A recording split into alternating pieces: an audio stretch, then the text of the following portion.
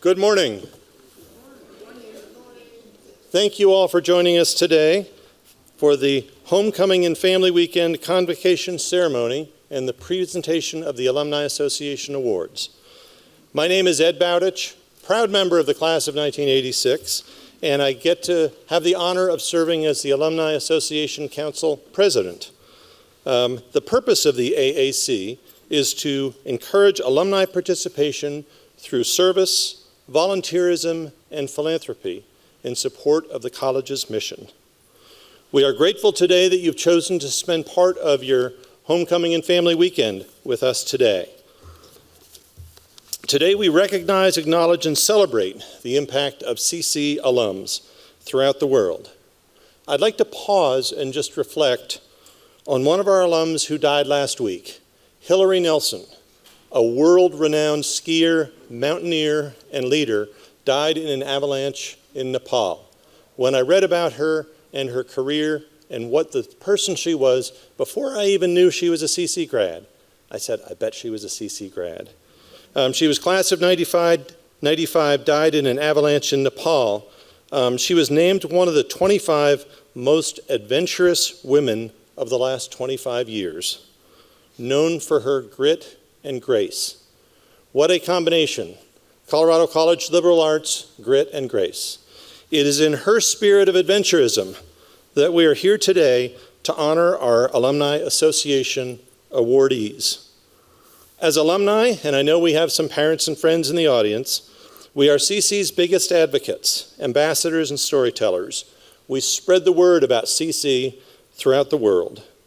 Our alumni are out there doing incredible things, grounded in the knowledge, skill set, and experience they developed here at Colorado College.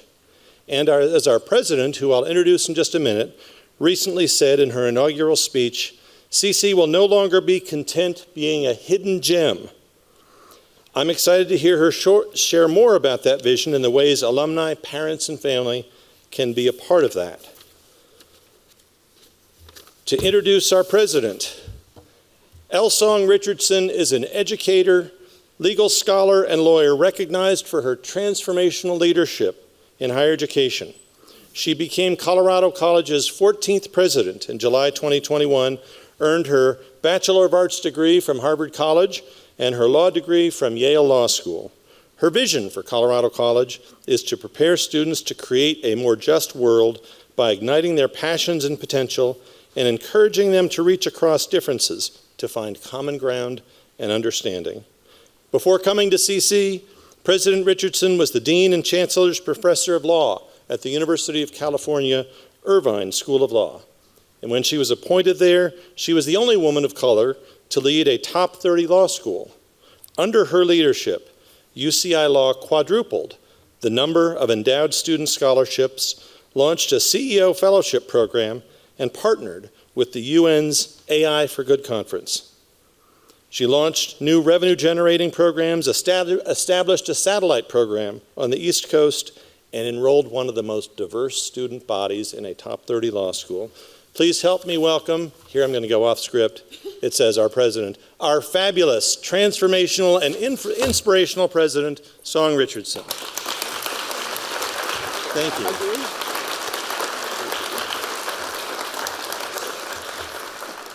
Thank you so much, Ed, for that wonderful introduction. And it is such an honor, and I feel so fortunate and grateful to be here at Colorado College and to be here in this auditorium with all of you this morning at Homecoming, Friends, and Family Weekend to celebrate our incredible, our remarkable, our courageous, our innovative, our risk-taking, I'll stop here, alums and award winners.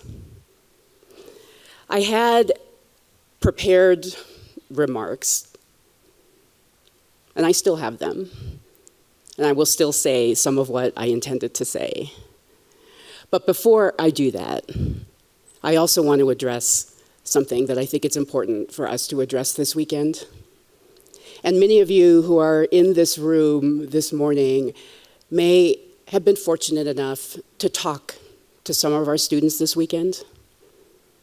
Our brave, courageous students who are highlighting the mental health crisis that the world is suffering from, and CC is no different. We are suffering from it too. Over the course of the past few months, starting from last year, we have lost 3 students: Daniel Cortez, Hank Bedingfield, and William Perkins Mosley. And we are across this country, and many of you in this room, and when I say many of you in this room, I'm also including me in this room, are suffering. It's hard to live in the world that we're living in right now. And so I promise to do my part, to do what we can to address the mental health crisis that is impacting us and our world today, and I hope that all of you will join me as we think about this community and as we think about how we, as a special community that we are here at CC, can join together to support our students and each other during these really challenging times.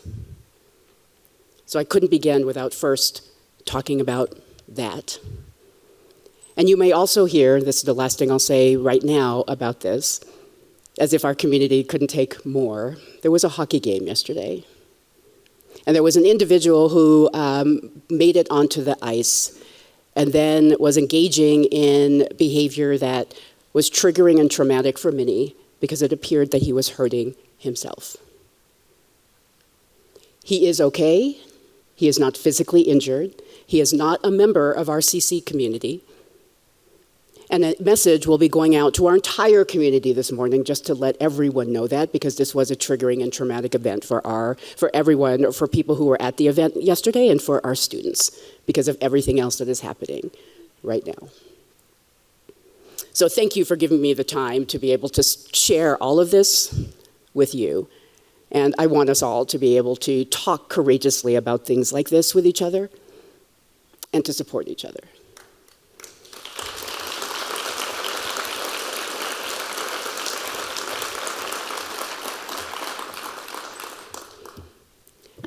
So we all have to be able to hold 2 contrary thoughts in our head at the same time. As a lawyer, I've always had to do this. And as people who have gone through a liberal arts education, as so many of you in here have, you know what it's like to deal with ambiguity, to be able to function, and especially here with the block plan, right? To be able to, for 3.5 weeks, to put whatever is going on in one part of your brain as you function to get through classes. And so that's what I want us to do here today, because we are here to celebrate our remarkable community, and we have such a remarkable community, and I am so inspired every time I read about our remarkable alums, and you will be as inspired, I think, as I was and am to have met them all and to have learned about the remarkable things that they have done, and a remarkable colleague that we had who has transformed lives on this campus and brought this community together, and I can't wait for all of you to hear more about them. But before I cede the stage to them so that we can celebrate their remarkable accomplishments, I just want to share a bit why I remain so optimistic about all of the things that I know that we as a community, when we come together, will be able to accomplish here. And when I agreed to become, and I feel so lucky to be, the 14th president of Colorado College, I thought, you know what, when I get here, there's no way that Colorado College is as wonderful as I read and fell in love with by just reading about you, because false advertising does exist. But then I arrived, and I was so lucky last year. I'm an optimist. And I was so lucky last year for reasons that we all know. I couldn't travel like I probably would have otherwise. And I was so lucky then that I was able to spend so much time with this remarkable community. And it's the things I learned about this community that make me so optimistic. Because we are a place, and you know this already, I don't have to tell you this, but I'm going to say it anyway. We are a place that is willing to take bold action, to take courageous action. And we do that in order to ignite the potential of our students and to ignite their passions. Why do we do that? Because we believe in creating a more just world. And when you hear about our award winners today, you will see that that is what they do. And so as I think about what is it that we can accomplish over the next few years, what I heard our community talk about, their dreams for what CC can do, I'll briefly tell you what I heard. One, and Ed already mentioned this, we'll no longer be a hidden gem. We'll no longer be humble. The world needs to know who we are. We need to increase our visibility. By doing so, by sharing the remarkable things that we do, including our award winners today, our students will be able to do whatever it is that they want to do when they graduate, whatever job they want, whatever adventure they want to take, whatever grad school they might want to attend. We need to increase our visibility for them and also to continue to attract the very best staff and faculty in the country. Second, we have a remarkable education that we provide our students here, and we must increase access to it. We already do a lot in the area of access, but I want us to be a leader in access. And that also means that when our students get here to our campus, we have to ensure that they are able to take advantage of every opportunity that exists here. So visibility, access and opportunity. The third thing is thriving communities. And when I talk about our community, I'm talking about our internal CC community. I'm talking about our students, our faculty and staff, and I want us to be a best place to work in the country. Because in order to ignite the passions and potential of our students, we have to also take care of ourselves.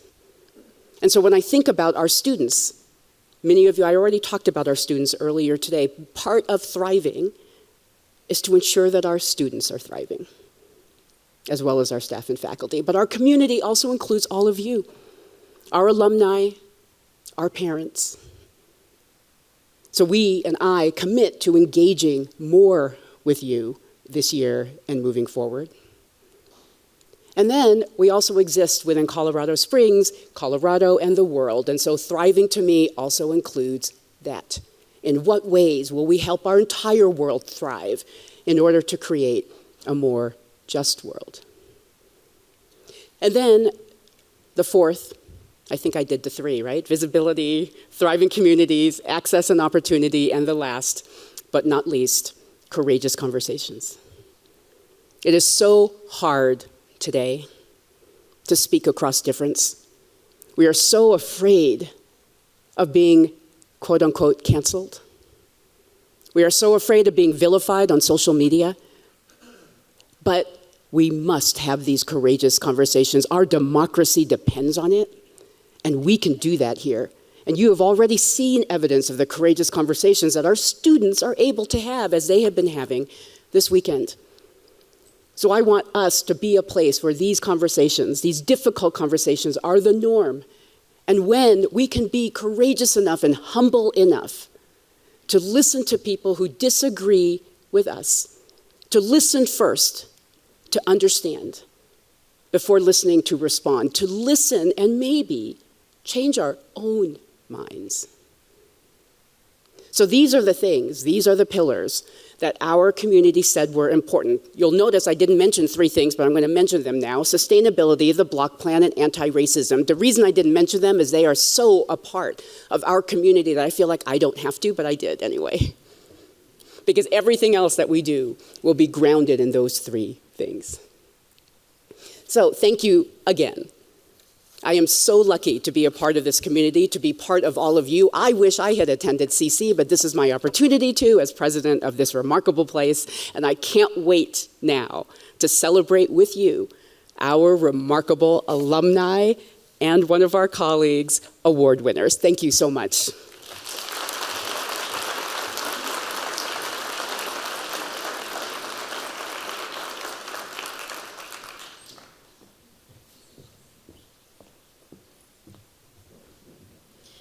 Good morning, everyone. My name is Linda Duran, Colorado College class of 2008, and I am a member of the AAC. And this past year, I had again the opportunity to serve on our nominations and awards committee. The NomCom, as we so lovingly call it, is a standing committee of the AAC whose responsibilities include the annual selection of alumni and award recipients and the biennial selection of the candidates for elected alumni trustee and the nomination of the young alumni trustee. This particular work is done in close cooperation with the Board of Trustees.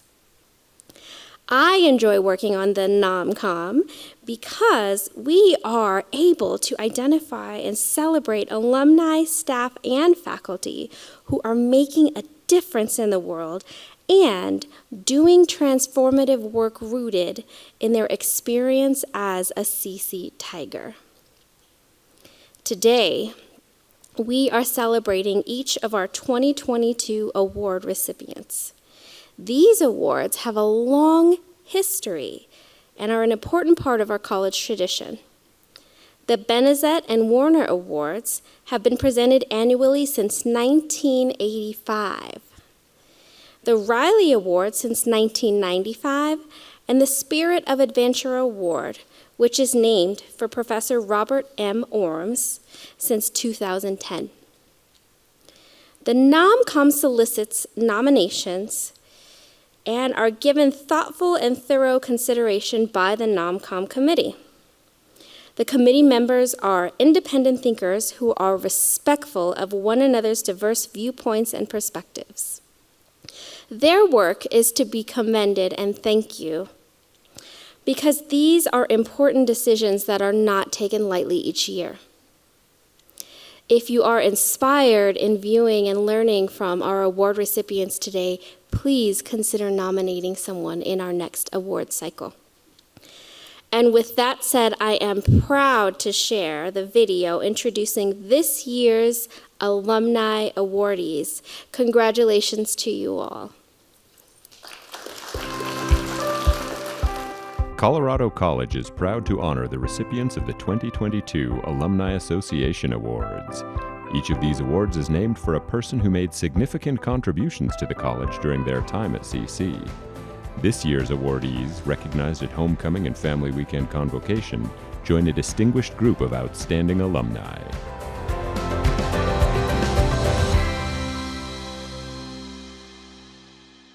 The Louis T. Benezet Award recognizes outstanding achievement in one's chosen field, excellence through unusual success or contribution, innovation or research that has advanced a profession or a cause, and/or extraordinary contributions and achievements that have impacted people's lives and exemplify the values of a liberal arts education.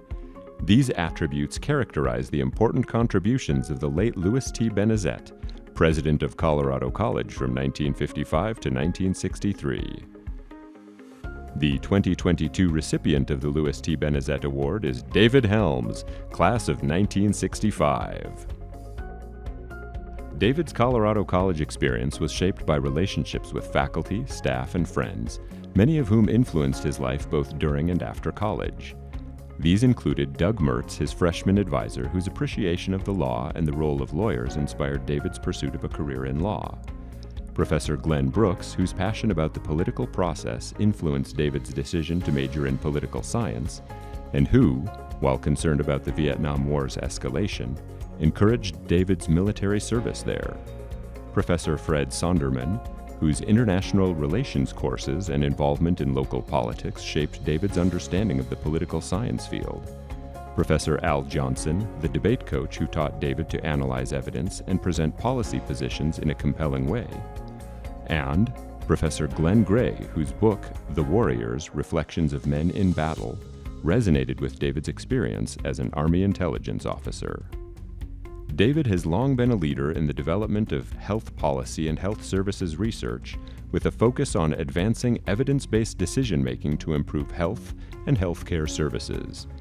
He received his PhD in economics and public administration from the Maxwell School at Syracuse University in 1979. At CC, David was senior class president. After graduation, he served as an admissions counselor and has been active in the alumni community. In 2008, he returned to CC to teach a course on health reform. In 2016, 50 years after David's Vietnam service, he experienced the country in a new way as part of a Colorado College study tour led by CC staff. The Lloyd E. Warner Award recognizes outstanding loyalty, service, and generosity to the college as evidenced by continuing concern and support for students and the quality of teaching and learning, as well as the general well-being and future excellence of the institution. These attributes characterize the many years of service and effective contributions of Lloyd E. Warner, class of 1942, who served as a faculty member, dean, and ultimately president of Colorado College from 1964 to 1981. The 2022 recipient of the Lloyd E. Warner Award is Ian Griffiths, class of 1985. For Ian, CC has been a lifelong ecosystem of learning, mentorship, friendships, business, and adventure. He was influenced early in his CC experience by Professor David Brower, who opened Ian's eyes to seeing the environment as a resource that we can deplete for short-term profit or manage for long-term sustainability. Those values, along with lessons learned from backpacking adventures on block breaks, stayed with Ian and motivated his work on land conservation projects. Ian is now the co-founder and co-CEO of Griffiths Residential, a Denver-based apartment investment fund manager and property operator. He is also a founding board member of Griffiths Gives, a nonprofit formed to address personal distress and the contributing causes to homelessness. Ian benefited from many mentors and business partners in the CC community, including former CC business manager David Lord, college roommate Buck Blessing, class of 1985, who was Ian's partner on CC's East Campus expansion project, David Birnbaum, class of 1983, co-founder and co-CEO of Griffiths Residential, Andy Stenovec, class of 1985, longtime business partner and current CC trustee, and many more. A former Colorado College trustee, Ian believes the small classes and block system at CC encourage healthy debate and respect for different points of view. He appreciates that open-mindedness, diversity of thought, willingness to listen, and sometimes a change of view remain core values for CC and its students today. Ian and his wife Susan have been longtime and generous supporters of Colorado College, establishing the Griffiths Journalist in Residence program and making an impact for CC students and our campus in myriad other ways. In 2015, an investment partnership led by Ian gifted water rights beneath an 807-acre parcel of land to the college. The Gresham Riley Award recognizes faculty and staff who have made a significant difference to the Colorado College community through outstanding service, commitment, and accomplishment. The continuing concern for and support of students and alumni demonstrated by such individuals ensures the general well-being and future excellence of the college. These accomplishments exemplify the important contributions made by Gresham Riley, the 10th president of Colorado College from 1981 to 1992. The 2022 Gresham Riley Award is presented in memoriam to Brian Young. Brian served as CC's Vice President for Information Technology and Chief Technology Officer from 2013 until his death in 2021. He led the college's COVID-19 response, including serving as a liaison to El Paso County Public Health, and served as interim vice president for advancement. Jeff Keller, chair of the CC Board of Trustees, said, Brian was a strong and compassionate leader who dedicated himself to students, staff, faculty, and the success of Colorado College. He was devoted to human-centered problem-solving, going above and beyond while always caring for those around him. He set an amazing example for us all. In 2021, Brian and other members of CC's COVID-19 leadership team received the Glenn Brooks Award for Courage and Innovation. The Brian Young Community Service Award was introduced in 2022 to recognize campus community members who demonstrate a continued pattern of voluntary service to the college exceeding their job duties, as Brian did. Brian's partner, Heather Kissick, says Brian was selfless, caring, and compassionate, always prioritizing the needs of others, going the extra mile to make a positive difference, and seeking to address situations in the most fair and humanistic way possible. Brian's sister, Amy Mitchell, shared that he was beloved by family and friends throughout his life for his confidence, patience, and empathy for others, and that his devotion and pride for his nieces and nephew were unmatched. The Spirit of Adventure Award recognizes an alumnus or alumna who exemplifies the unique CC experience through a life of intellectual, social, or physical adventure. These attributes are characterized by the late Robert M. Orms, 26, a Colorado College English professor from 1952 to 1973 who was the inaugural award recipient. The 2022 Spirit of Adventure awardees are Ted Coons, class of 1951, and Sheldon Kerr, class of 2007. Ted grew up in the town of Texahoma on the Texas-Oklahoma border. His mother, who produced plays and song and dance shows, wanted him to become a Hollywood movie star, but he chose college instead, beginning at the University of Oklahoma as a music major, but transferring to CC after attending a 1948 summer session that featured well-known composers and musicians. At CC, he worked with Professor David Krahenbuhl, studying the effects of music on the brain and listeners' feelings. The two went on to co-author pioneering articles on the subject. After CC, Ted served in the Air Force, then followed Krahenbuhl to Yale, enrolling as a graduate student and switching his focus to psychology. After earning a PhD in neuroscience, Ted began a long and esteemed tenure at New York University, where he remains a professor of psychology and neural science. In 2019, Ted made an estate provision to CC to establish the Edgar E. Coons Jr., class of 1951, Director of Academic Engagement in the Arts Fund at Colorado College. He has continued to nurture his interest in the performing and visual arts, most recently serving as executive producer of the 2019 psychological thriller Impossible Monsters, about an academic sleep study that goes awry. Sheldon Kerr chose to attend CC because she wanted to go to a school where the students were as committed to the academics as they were to the outdoors. She fondly remembers the Rit Kellogg Memorial Fund grants she received as a CC student, which gave her transformational opportunities to prepare and execute mountain expeditions. These experiences provided Sheldon with valuable skills that transferred to many aspects of her life.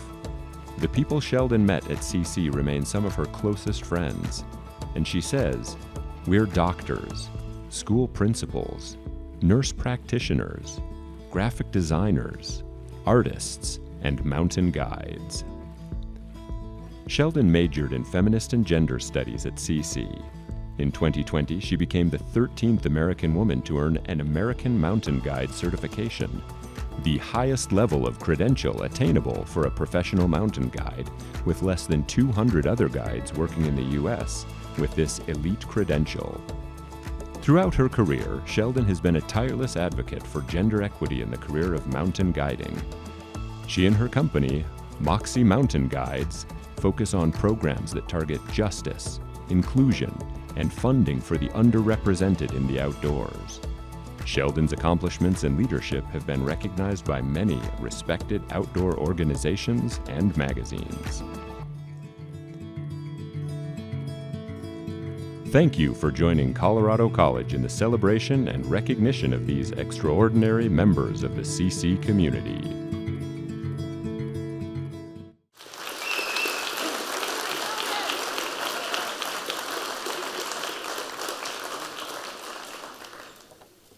Hello, my name is Dora Young, class of 2023. I'm the student body president, and I am honored to be here this morning. Please join me in the awards presentation and congratulating this year's 2022 award recipients.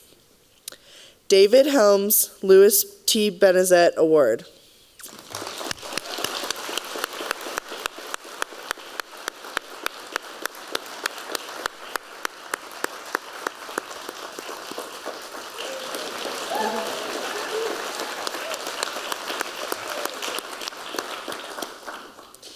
Ian Griffiths, Lloyd E. Warner Award.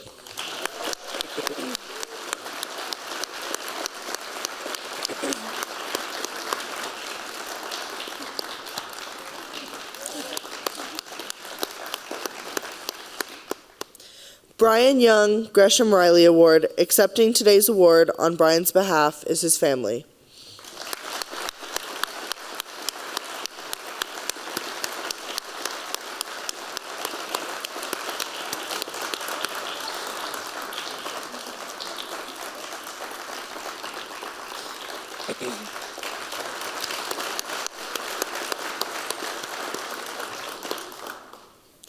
Ted Coons, Spirit of Adventure Award.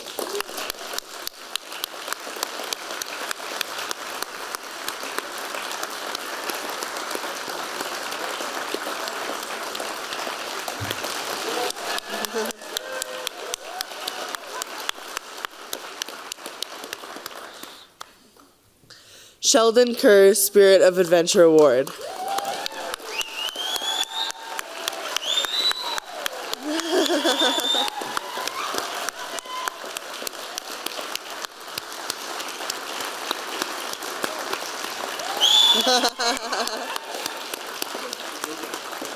Congratulations, everyone.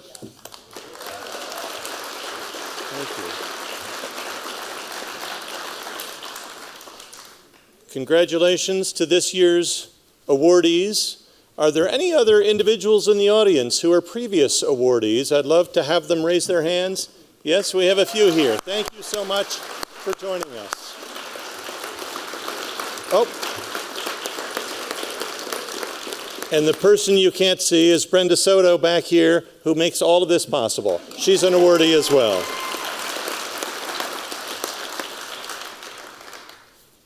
I'd like to thank the President, CC SGA President Young, President Richardson, and my colleague Linda Duran.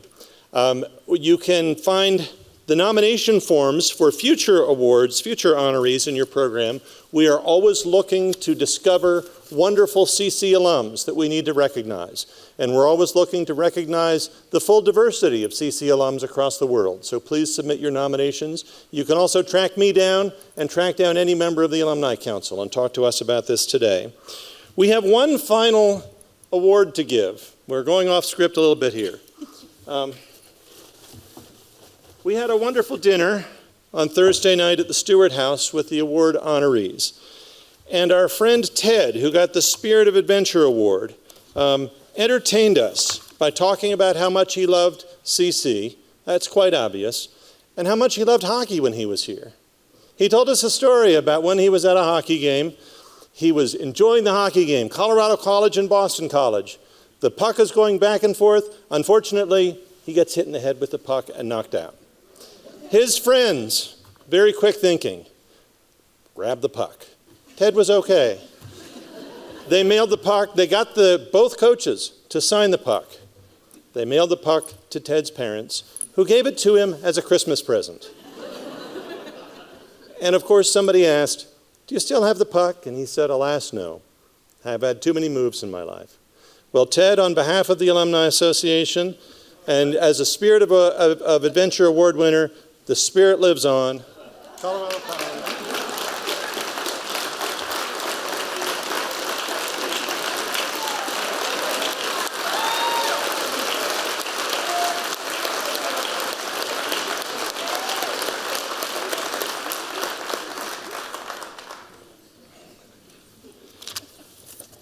At this point, I'd like to close this portion of our celebration today. We will have the panel discussion we will set up momentarily, so please stay in your seats.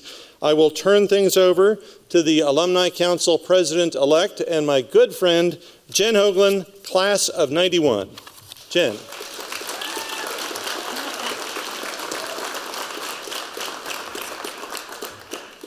Hello, everyone. I'm Jen Rody Hoagland, class of 1991. I get so emotional at these things. I cry all the time. So if I break, it's not, don't take it personally. It's just, I love CC so much. So we're going to ask our recipients to come up to the table. I have some time, and we'll give them a time to sit down. We'll have a panel discussion.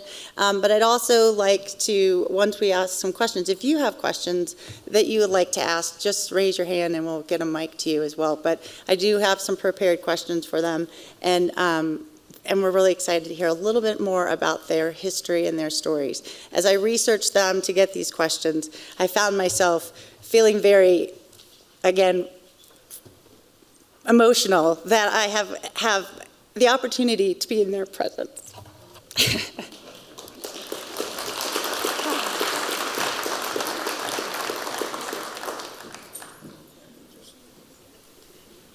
Okay, so to get all of us settled, comfortable, as well as myself, I have a very easy question that we can just roll down.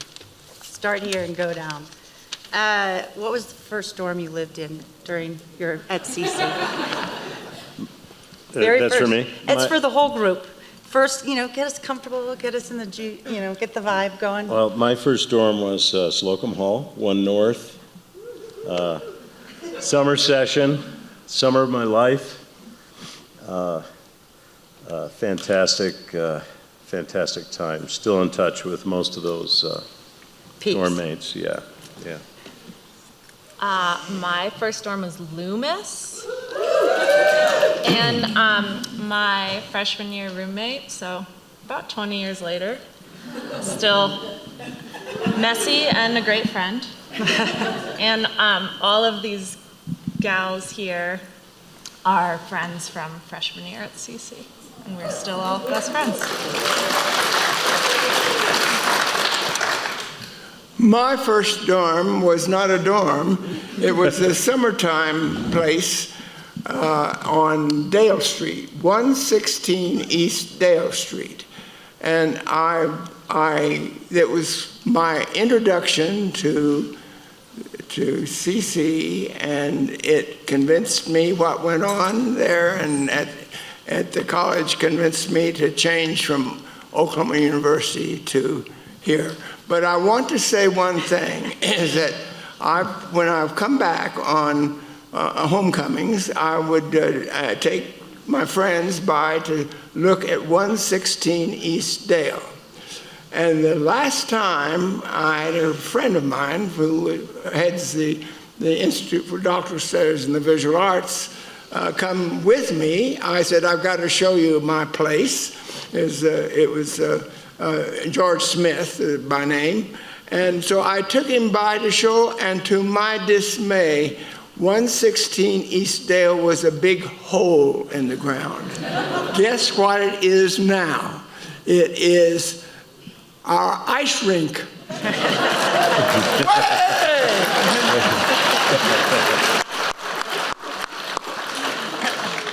Well, I met Ted on Thursday night, and I knew following him would always be a challenge.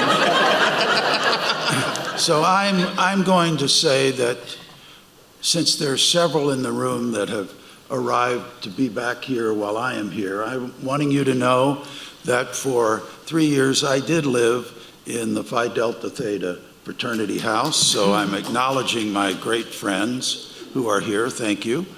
Now, I've also noticed when I began coming back to the college to teach a course in 2008 that our dorm had been replaced and a beautiful new building, and I had actually come to believe that maybe fraternities had lived their appropriate time, and it was okay with me that CC let them go away.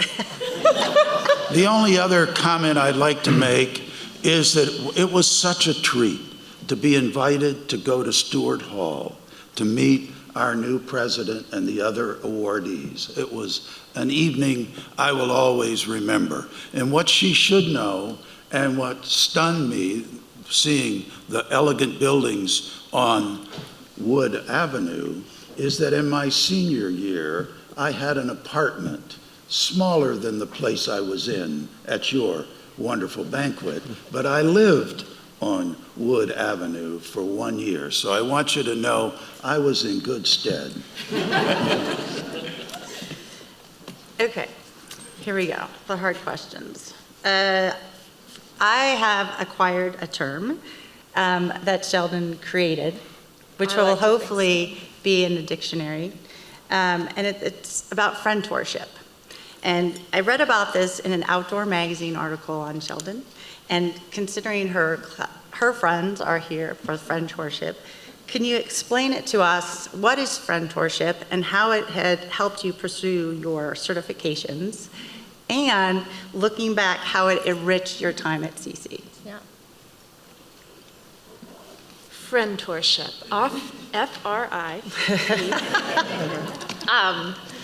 So in the industry that I work in, mentorship is a big part of your development of your skills, that you will find another guide who's hopefully not terrifically sketchy, highly skilled and has the same risk management tolerance or risk tolerances as you, and often you work through learning and acquiring these skills, not unlike a lot of other trades, carpentry, electrician, this sort of thing. And a major challenge in mountain guiding is has the smallest percentage of women of any career in the US. Less than construction, less than any number of things you could sort of imagine. There's, it's about 4 to 6%, depending on how you count. And it was really difficult to find mentors. Many reasons for this. One of them is that folks tend to mentor people that they see themselves in.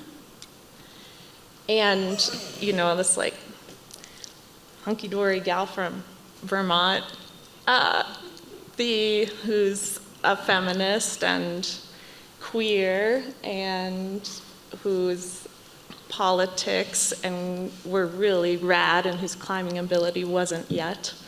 There weren't a lot of folks that saw themselves in me and sort of took me on. And another reason that mentorship is difficult in mountain guiding is it is an incredibly intimate sport. May I touch you?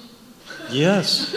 You know, you meet someone and immediately you're on a cliff together like this, like, oh. Thank you. And you know, as you can see, that part's a little bit bizarre, so. I felt safe. The number. So, there can be sort of a older man, younger gal, everyone's trying to be appropriate. Maybe it's strange if I ask this person out to go climbing with me. There's a number of hurdles, including, I think right now we like to talk about unconscious bias, but I think we can also use the S word, sexism.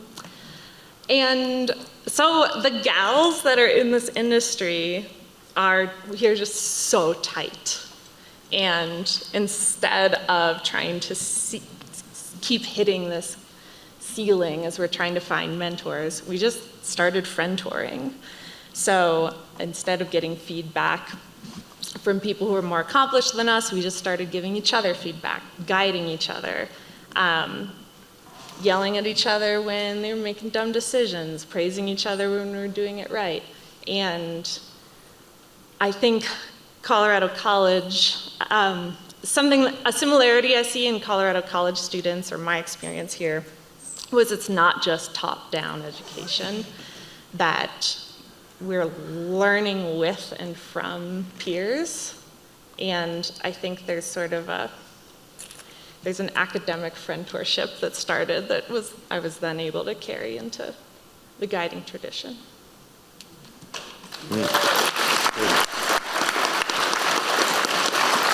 Okay. Going down to you, David. Dr. Helms. David Works. David Works. Well, I feel like we've shared food together. I can call you David. So the Benezet Award says, outstanding achievement in your chosen field, excellence through unusual success or contribution, innovation or research that has advanced a profession or a cause, and or extraordinary contributions and achievements that have impacted people's lives and exemplify the values of a liberal arts education. Wow, right? That's a lot. But you have earned that award today, and I'd love to hear and have you explain, after hearing that description, what would you define as the pinnacle moment, or maybe a few pinnacle moments, in your career where you made the biggest impact on others? Well, it's a great question. Thank you. And what pops into my mind is after I had developed a program with the tremendous support of the Robert Wood Johnson Foundation to stimulate small employers to provide health insurance for their employees. The Clinton health plan was under debate, and I was the lead witness to the Senate Finance Committee that was going to play a major role. Every member of the committee was present. I described that we had some success. Those that might have wanted broader success or more coverage, I'm happy to share that, and they did press me on it. But I went on to say that in those demonstration projects, they would sometimes achieve a 15 to 20% market penetration. Liberals and Democrats looked at this and in testimony might say, see, that's not enough. But my Republican friends on the Senate Finance Committee said, that's something we can do now, and we ought to get on with trying to find ways to help employers who might want to provide insurance to their employees. Now, a personal vignette, if I could. I sit down after my testimony. I get questions from all of them before I sit down. And I'm seated there, and Daniel Patrick Moynihan, who was a real favorite of mine because he liked and supported the Maxwell School at Syracuse University. And there were a panel that had the principal components of our health insurance industry. So we had Blue Cross and Blue Shield, we had Aetna, we had other representatives, I think there were 3 of them, that were being asked questions. And the Blue Cross Blue Shield representative was asked made the statement that a very small percentage of the funds expended for healthcare go to a very large percentage of the funds expended in healthcare go to a very small proportion of the population, and that is an actuarial truth. My hero, I think he probably knew a little bit about me, but my hero says, I see we still have Dr. Helms in the audience. Is she telling us the truth? Well, I'd never heard of anybody going back into the audience, but I rose and said, yes, sir, that is a fact, an actuarial fact, that we spend a lot of money on a very small proportion of the population.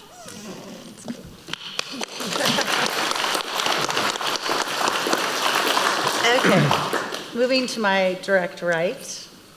He was my landlord when I was in college. I'm in trouble. He even knew my house number. I was like, oh my gosh, that's not a good thing. 219 East San Miguel. Yeah, that's fun. Okay, so from your years as a CC student, wait, I'm going to ask you my next question, sorry. You have accomplished tremendous work for land and culture conservation. And you have accomplished, and yet there's so much that you've probably learned along the way that has made you be able to do it easier as you go through on different projects. Share with us, please, what some of those key learnings are that can inspire the entire CC community to engage in similar projects. Well, my work in the business is not tied directly into conservation. Conservation is sort of a personal interest of mine. When I was at CC, I think it was summer start year, I had the privilege of having David Brower, former chairman of the Sierra Club and founder of Friends of the Earth, as a professor, which is one of the great things about the block plan, as everyone here knows, is that you get these incredible opportunities, these guests. But David talked a lot about Glen Canyon and Lake Powell and how he blamed himself for the flooding of Glen Canyon, that he had traded it away in a deal to save some other properties, but he regretted that. He said, you know, you have to fight these fights 100% and then try to compromise at 50, not start at 50, I remember him saying. But that just sort of hooked into me. And then, of course, all the block breaks and the hiking and everything that we do here in Colorado. But that just sort of hooked into me, the importance of our environment. There's another author, Tim Wilkinson, who wrote Ted Turner's biography called Last Stand, which is a really good book. He's Todd's from Bozeman. And Ted Turner's always been sort of an enigma to me, but he does a great job. He took 7 years to research it, and one of the themes that comes out of that is that there's a cost to an environmental cost often in our capitalistic system that's not calculated into the equation. And I'm a capitalist, but when you just purely look at at market solutions, usually that's left out of the equation. And I think that's hugely impactful on our country. Zoning regulations, it's cheaper and easier to buy a ranch east of Colorado Springs and divide that up and develop it than it is to redevelop a blighted block in downtown because of the way our zoning system and also the funding, the Metro District process that's used to develop these ranches, where the tax system is set up to tax the future homeowners, and then that income pays off the debt that the developer puts in place to develop it in the first place. It's sort of and then you've got, of course,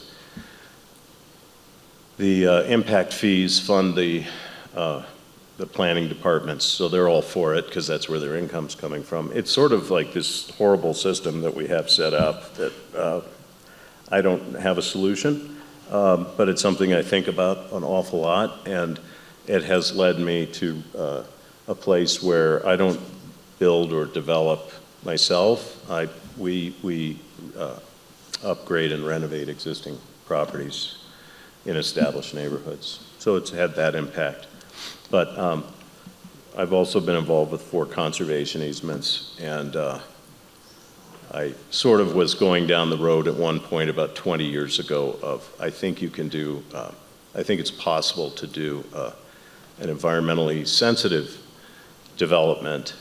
And I learned through working on that you can't, that the engineering departments rule and that you can't put in a beautiful country road. You have to put in a 36-foot wide highway and 6-foot culverts. And you really can't get away with not destroying what you're trying to protect.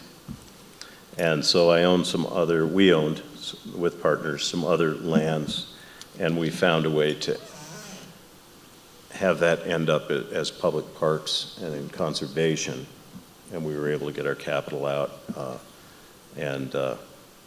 And so that's sort of how the conservation projects got going. Thank you. Just comment. There's a lot there. I know, but it's interesting to think that your view all started as a summer start at CC.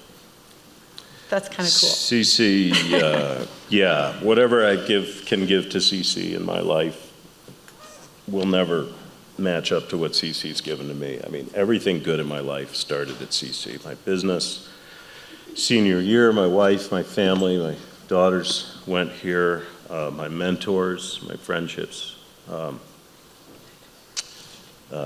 my ranch came through CC. You know, it's been an incredible, important part of my life. Yeah. Trying again. Okay, Dr. Coons. All right.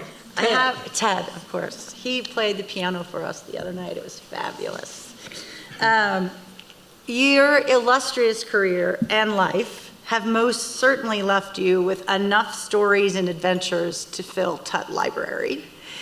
But what is one or two that stands above all the rest that you can share to inspire all of us to pursue our passions? Well, okay. Well, I might want to rephrase the question. Sure. Because there are too many to talk about, even two. But so I'll take off on the question that you asked Ian, is what was important about Colorado College for my career? And I want to say that I came here in 1948, originally just to stay here for the semester, for the summer semester. But there was a person that ran the music department by the name of Carol Truax. And she had been the daughter of the Supreme Court Justice of the state of New York, and she had grown up with Toscanini and Gallicurci and Caruso as just ordinary dinner guests. So she came here because she had got TB and had to come here. But what she managed to do is to finally work her way up to running the music department. And she had this skill, as did other people in the art parts of Colorado College, to bring in with just intrepid bravery all kinds of important people from the outside world. So to show you what is really involved with composition, with dance, with Hanya Holm, with Paul Hindemith, with so on and so forth, and goes on and on. So this was something that us students, and I'm not the only one, there's a lot of others, found that in our part of Colorado College, what was being presented to us was not only the courses and the instructors here, which were already great, but we were being shown examples of what was out there in the real world. And so you got this sense that you knew where you were being drawn to. And this was an amazing embodiment. And so when you actually went out in the world, you were prepared for the world out there. So what I'm saying, at least in my quadrant of experience at Colorado College, was its representation, not just of how to get your degree and go from there, but what the degree was going to lead you to. And this was an amazing gift. And so I went out with this model And by the way, we were represented in the townspeople. We got our names into the town's papers, and not just the college papers. And so we were being shown what the world was, even in Colorado Springs. So, well, what did this mean to me? It meant that I felt that I had been gifted by a lot of people who took me very seriously as a person. And what I then felt I needed to do was to do unto others what had been done unto me. And the result was, one result was that I went on to the teaching career, and I recently got a Festschrift for teaching over 25,000 students, okay?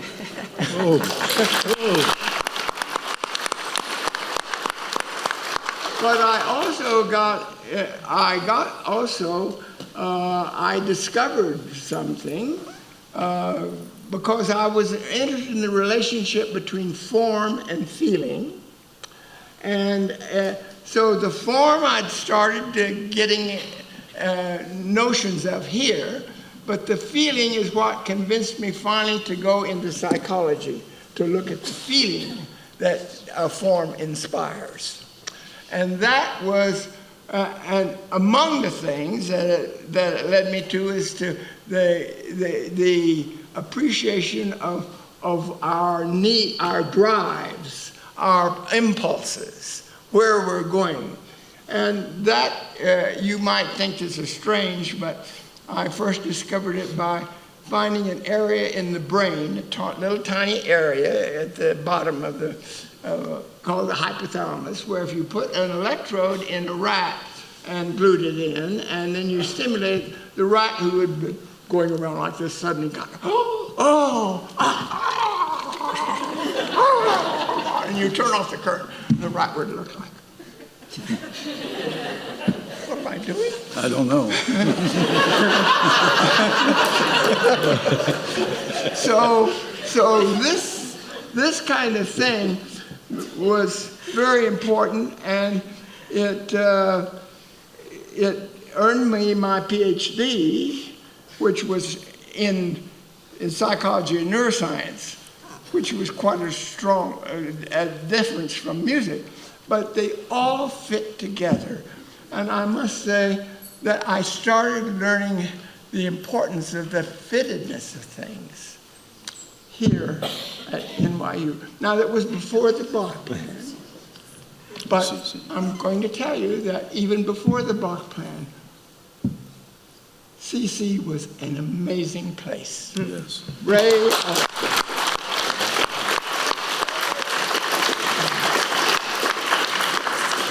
I'm looking over at my team. I think I have time for one more question. Okay. All right. So this is for the whole group. And we're going to start here and go down. Unless you want to skip Ted because you don't like going after Ted, David. Just kidding. However you want to manage. Okay. So as President Richardson said earlier today, but I'm going to quote her inauguration speech about courageous conversations. See, I get emotional. You just bring it out in me, song. She stated, "I want CTC to be a place where crucial conversations about the most important issues facing our world occur. A place where different opinions are welcomed and challenged and debated. A place where we can explore our beliefs, change other people's minds, or more importantly, change our own." See, that's so powerful, right? Because I totally live that life every day, even as a mom. My daughter's in the audience. Give us your thoughts, your final thoughts of the day on the importance of her goal and how having courageous conversations has impacted you, whether as a CC student or as an alum. So I came from a, sort of a very, not necessarily financially privileged, but a privileged background, You could see it from some of those photos that were selected. Not a lot of diversity in there. I would say that over the past 37 years that I've been in business, one of the most impactful things that I've learned is the importance of diversity.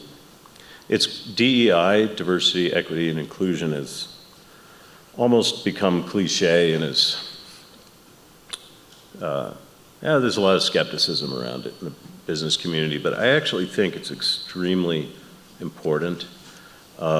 Diversity of thought leads to better decisions and better judgment, and that's good for a business, that's good for politics, government, college, whatever.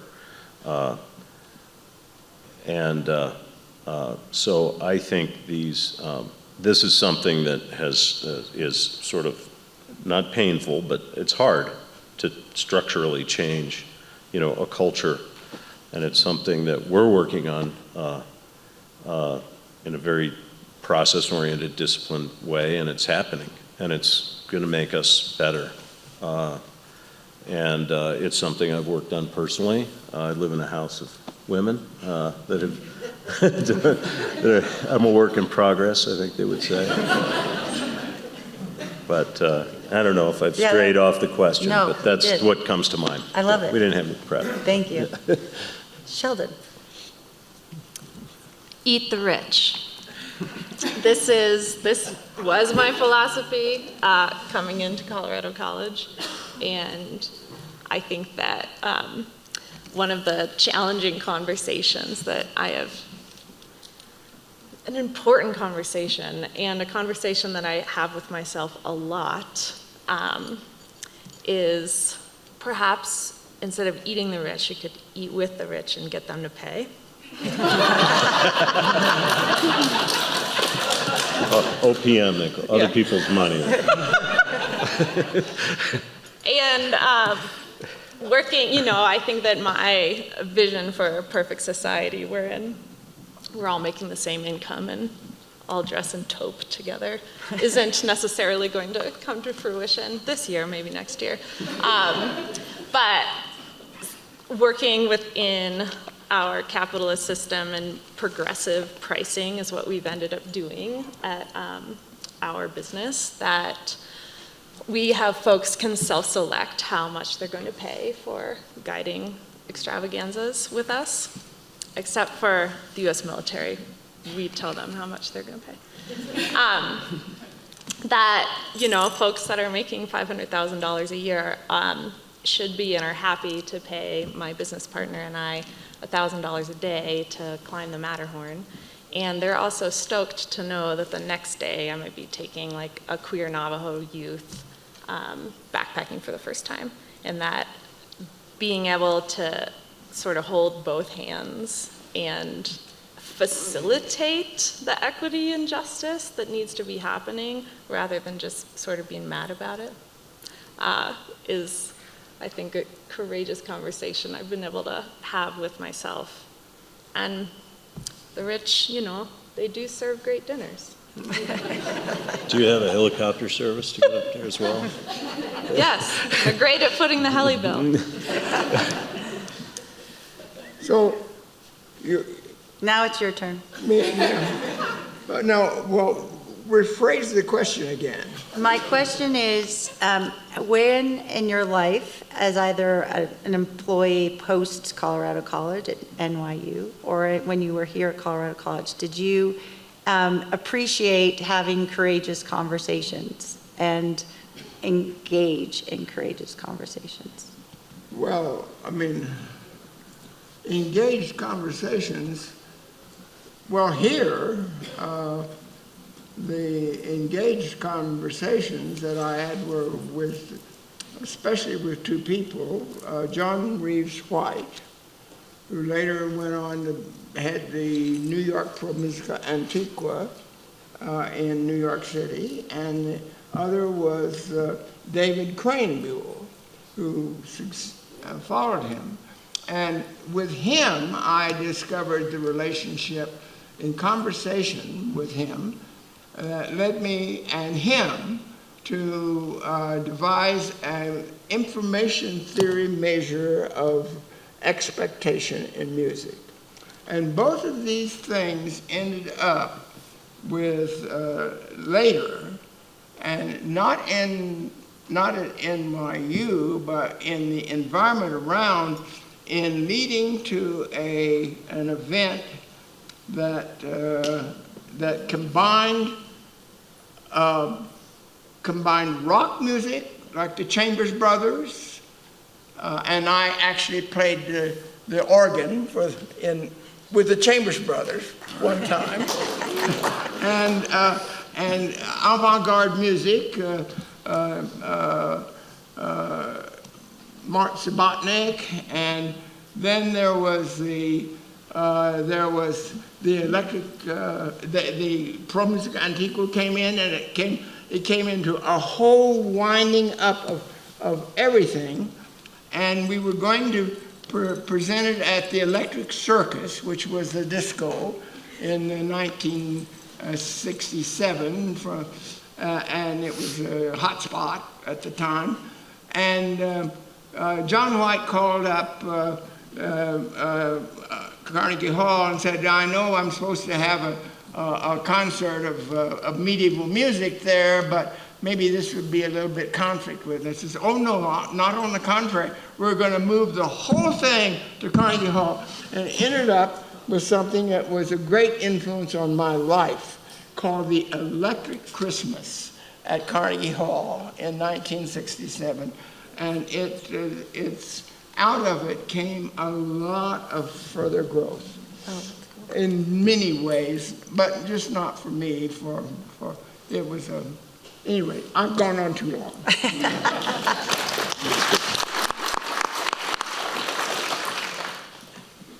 Well, that's a hard question to pick one, but what went back in my time in Vietnam after I had promoted a very good use of intelligence to try to make the best decisions that I could about what the operational infantry platoons and so forth might encounter, that if I hadn't done the very best I could do, there could be an adverse consequence. So I felt responsible. I had not intended to go to Vietnam. I thought I had an understanding with our U.S. Department of Defense that I would, as a new intelligence officer, I would be trained at Monterey, California. A little different. In the German language, and I would be stationed in Berlin. So when I arrived at the infantry school, they were starting to talk about Vietnam. And I said, I'm paying a little attention, but not me. I'm going to Berlin, right? But that didn't happen. So there I was in Vietnam doing the very best job that I could. And I did have a courageous conversation with the commander, the major who led that intelligence unit. I was beginning to question that search and destroy operations were going to be successful. And I wrote a report with pretty good documentation that after we'd run this major operation called Junction City, where multiple divisions put troops all along the Cambodian border, and we swept back and tried to eliminate the various camps that the Viet Cong were using in War Zone C. And there was a loss of life, and that was something that weighed on me. But I asked one of the battalions in this brigade if they would run an operation, and I would go with them to go back to one of those camps that we ran them out of town, if you will. And I discovered that the pots were hot, there were duty rosters prepared. It looked to me like a functioning entity had come back into that very space for which we had made a major operation. So I wrote this report that maybe search and destroy operations, if you don't provide the troops to hold that geography, you may not get as much success. And we've now witnessed this in Iraq. We've witnessed it in Afghanistan. And it's bothered me because I don't think the lesson was ever fully learned. But I went to the major with my report, and he said to me, I'm still a lieutenant. I think I'm a first lieutenant by now. He says, your report doesn't emphasize the accomplishments of the brigade.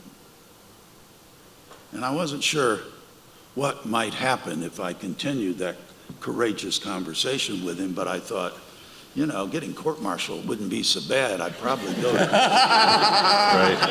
I'd probably go to Hawaii, and that'd be a little better.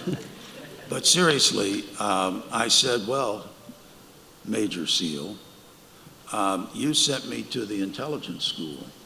My job is to bring truth to what I'm finding and seeing and what the capability of the enemy is. And I said I would like this report to be forwarded. And he said, well, I don't think I want to authorize your sending it up the chain of command. So, but he said, I won't mind if on your next trip to Saigon, if you share it with the intelligence officers that you know, wherein I learned that I might not be alone. They were having a very hard time getting information up the chain of command. Bad news flows very slowly. So that's one courageous thing, and you know, if you have another half hour or so, I'll tell you.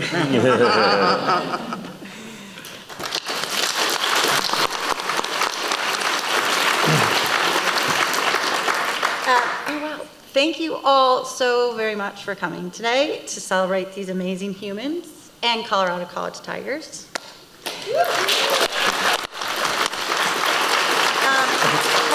For the friends and family who are in the audience, we welcome you down here, and there's opportunity to take photos with your award recipient and her and his lovely medals. But thank you to President Song, thank you to our NOMCOM committee, and also as Ed had said, please, please, please, and Linda, please nominate. That's how these individuals were selected, because of all of their friends and family and CC classmates who understand the power that they've had on their communities and to the CC community as well. So please nominate, and we will see you all next year at this fabulous convocation.